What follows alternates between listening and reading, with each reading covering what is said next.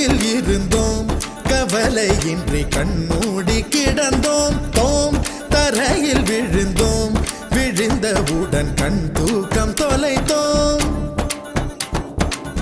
அப்போது அப்போது போன தூக்கம் என் கண்களிலே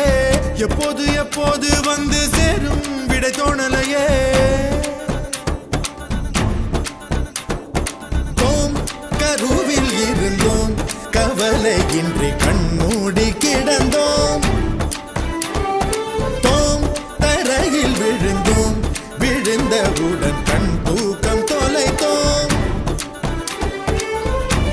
கருவில் இருந்தோம் கவலையின்றி கண்மூடி கிடந்தோம் அப்போது அப்போது போன தூக்கம் நம் கண்களிலே எப்போது எப்போது வந்து சேரும் விடை தோணலையே